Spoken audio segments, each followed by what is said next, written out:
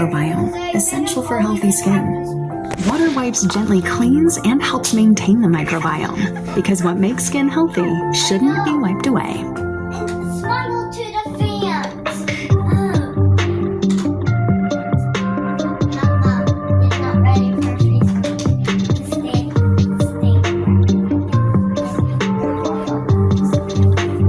You don't know how to do it. You only can blur it. They can barely see if you hold up the phone. Guys, can you see our mom? Our top story, continuing coverage of a deadly house fire in Bismarck. I had heard on the news that there was a fire in town, TY. and then the next morning one of my friends called me and said, "Hey, did you hear about that fire last night?" The house was reported to be on fire around 5 o'clock Thursday afternoon. And she said, well, they released, there was a victim in there.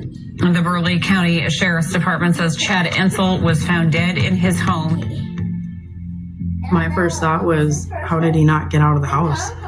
Fire officials say crews were on scene for over 6 hours. I had texted and called Nikki. She was hysterical on the phone, couldn't hardly get words out. She was convinced that he committed suicide. Didn't believe it. Chad was never depressed. He was never suicidal. He was fine. He was all gung-ho about making plans for the future. She said suicide. Chad was never that type. Chad wouldn't have committed suicide. Nope. He was too happy, too lucky. Not in a million years. I wonder if you can even see her. On January 6, 4 days after Nikki calls 911 to report the fire, she returns to the house she shared with her husband, Chad. She actually came and asked me if I would take her to the scene to help her find some things or get some personal items. And that's where she walked me through the crime scene. When you're out here, you get a phone call. Yes, I was actually called by one of our other investigators.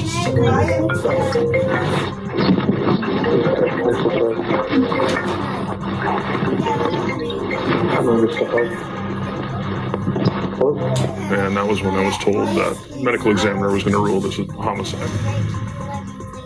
The doctor started on the autopsy, and it wasn't very long after he was looking at that body where he said, this is no suicide. He said that Chad Ensel had been shot twice with a shotgun. Chad's body is so badly burned that investigators on the scene couldn't even identify the number of wounds he had suffered. It would have been very difficult to determine that he had been shot twice. There was one wound that had gone through the arm into the side of the neck. There was another one to the head.